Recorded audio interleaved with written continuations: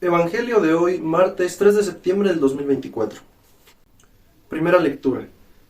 De la primera carta del apóstol San Pablo a los Corintios, capítulo 2, versículos del 10 al 16. Por la señal de la Santa Cruz de nuestros enemigos, líbranos, Señor Dios nuestro, en el nombre del Padre, del Hijo y del Espíritu Santo. Amén. Hermanos, el Espíritu conoce perfectamente todo, hasta lo más profundo en Dios. En efecto, ¿quién no conoce lo que hay en el hombre, sino el espíritu del hombre que está dentro de él? Del mismo modo, nadie conoce lo que hay en Dios, sino el Espíritu de Dios. Nosotros no hemos recibido el espíritu del mundo, sino el Espíritu que procede de Dios, para que conozcamos las gracias que Dios nos ha otorgado. De estas gracias hablamos, no con palabras aprendidas de la sabiduría humana, sino aprendidas del Espíritu, y con las cuales expresamos realidades espirituales en términos espirituales. El hombre con su sola inteligencia no puede comprender las cosas del Espíritu de Dios, porque para él son una locura. No las puede entender porque son cosas que solo se comprenden a la luz del Espíritu. Pero el hombre iluminado por el Espíritu puede juzgar correctamente todas las cosas, y nadie que no tenga el Espíritu lo puede juzgar correctamente a él. Por eso dice la Escritura: ¿quién ha entendido el modo de pensar del Señor, como para que pueda darle lecciones? Pues bien, nosotros poseemos el modo de pensar de Cristo. Palabra de Dios, te alabamos, Señor. Salmo responsorial. El Señor es justo y bondadoso. El Señor es compasivo y misericordioso, lento para enojarse y generoso para perdonar. Bueno es el Señor para con todos, y su amor se extiende a todas sus criaturas. El Señor es justo y bondadoso.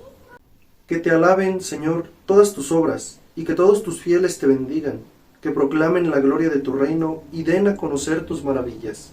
El Señor es justo y bondadoso. Del Santo Evangelio según San Lucas, capítulo 4, versículos del 31 al 37. En aquel tiempo Jesús fue a Cafarnaún, ciudad de Galilea, y los sábados enseñaba a la gente. Todos estaban asombrados de sus enseñanzas, porque hablaba con autoridad. Había en la sinagoga un hombre que tenía un demonio inmundo y se puso a gritar muy fuerte: «Déjanos. ¿Por qué te metes con nosotros, Jesús Nazareno? ¿Has venido a destruirnos? Sé que tú eres el Santo de Dios». Pero Jesús le ordenó: «Cállate y sal de ese hombre». Entonces el demonio tiró al hombre por tierra, en medio de la gente, y salió de él sin hacerle daño. Todos se espantaron y se decían unos a otros: «¿Qué tendrá su palabra? Porque da órdenes con autoridad y fuerza a los espíritus inmundos, y éstos se salen». Y su fama se extendió por todos los lugares de la región. Palabra del Señor. Gloria a ti, Señor Jesús. En el Evangelio de hoy vemos que Jesús se va a Cafarnaún. Desde Galilea viaja a Cafarnaún, y dice aquí el Evangelio, la palabra, que los sábados estaba enseñando en la sinagoga. En un día cualquiera que estaba enseñando, dice aquí el Evangelio que la gente se asombraba de cómo es que enseñaba, de cómo es que hablaba con autoridad, como una persona sabia, como una persona que realmente sabía lo que decía, mas no cualquier lírico o languarico que conocemos comúnmente, que simplemente se pone a hablar y no sabe ni siquiera de lo que habla. Jesús no, Jesús sabía de lo que hablaba y lo hablaba con autoridad, porque él mismo venía a decir la palabra de Dios.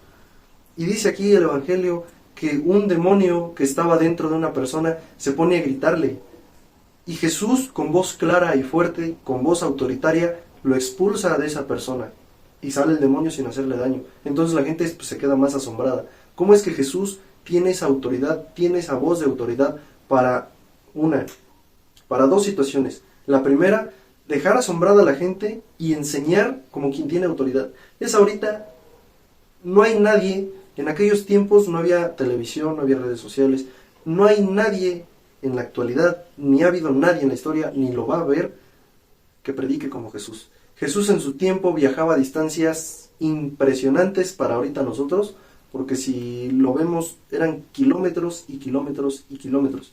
Y Jesús, a través de todo eso, pudo extenderse en todo el mundo, su palabra, su evangelio, su iglesia que está fundada en él, hasta el día de hoy resuena en nuestros tiempos. Con esto nos vamos a la primera lectura, que dice aquí: El Espíritu conoce perfectamente todo. ¿Quién conoce lo que hay en el hombre sino el Espíritu que está dentro del hombre? Estamos conformados por tres cosas esenciales. El cuerpo, que es el que se va a quedar aquí, que es el que es nuestra manera de comunicarnos, el espíritu y el alma. Estamos hechos a imagen y semejanza de Dios. Dios es el misterio de la Santísima Trinidad, que son tres en un solo Dios, que es Dios Padre, Dios Hijo y Dios Espíritu Santo. Ese es el gran misterio de la Santísima Trinidad que tenemos. Y aquí nos dice la lectura, la primera carta del apóstol San Pablo a los Corintios, les dice así: nosotros no hemos recibido el Espíritu del mundo, sino el Espíritu que procede de Dios, para que conozcamos las gracias de Dios. Por eso es que tenemos una conciencia que cuando estamos haciendo las cosas, alguna cosa mala, alguna cosa buena, tenemos esa conciencia que muchas veces es esa vocecita en la cabeza que nos está hablando, te remueve tu conciencia, lo que se le conoce hoy en día. Pero dice aquí la lectura, del mismo modo, nadie conoce lo que hay en Dios, sino el Espíritu de Dios. Y tenemos hasta el final de la lectura. Por eso dice la Escritura, ¿quién ha entendido el modo de pensar del Señor, como para que pueda darle lecciones? Pues bien, nosotros poseemos el modo de pensar de Cristo. Para eso fue que Cristo vino, para poder nosotros entender el modo de pensar de Dios. Por eso cuando vamos a rezar, por eso cuando vamos a ponernos a hablar con Dios, por eso cuando vamos a tratar de explicar algo, tenemos que encomendarnos a Dios, tenemos que pedirle que venga el Espíritu y que el Espíritu sea el que hable por nosotros. Por eso las lenguas de fuego que se derramaron sobre los apóstoles. Porque de esa manera no hablamos nosotros, sino que habla Dios a través de nosotros. Del Espíritu estaban llenos los profetas, del Espíritu estaba lleno Cristo. Jesús, al evangelizarnos, Él es el Verbo encarnado, entonces nos vino a desvelar todas esas verdades ocultas que estaban, que no podíamos ver nosotros como humanos sin el Espíritu de Dios, porque no lo poseemos. Es muy difícil el poder que el Espíritu venga en nosotros. ¿Es posible? Claro que es posible, pero tenemos que orar mucho, tenemos que encomendarnos mucho y tenemos que llevar un proceso de... Con todo esto, el Salmo nos dice aquí algo muy cierto y muy real, que Jesús mismo vino a mostrarnos. El Señor es compasivo y misericordioso, lento para enojarse y generoso para perdonar. Dice aquí también, el Señor es siempre fiel a sus palabras y a todas sus acciones. Da el apoyo al que tropieza y al agobiado alivia. Jesús nos vino a aliviar. En Jesús encontramos ese alivio. En Jesús es en el único que nos podemos sostener para agarrarnos e ir viviendo nuestro camino. El camino que cada quien le toque. Lleno de dificultades, enfermedades, de problemas, de cómo viene la vida. Todo lo puedo en Cristo que me fortalece. Ese es el centro del mensaje de hoy, que se nos quiere revelar a través de las lecturas, a través del Evangelio. Jesús tiene esa autoridad, Jesús tiene esa fuerza, Jesús es la autoridad, con Jesús debemos de estar, porque Él es Dios.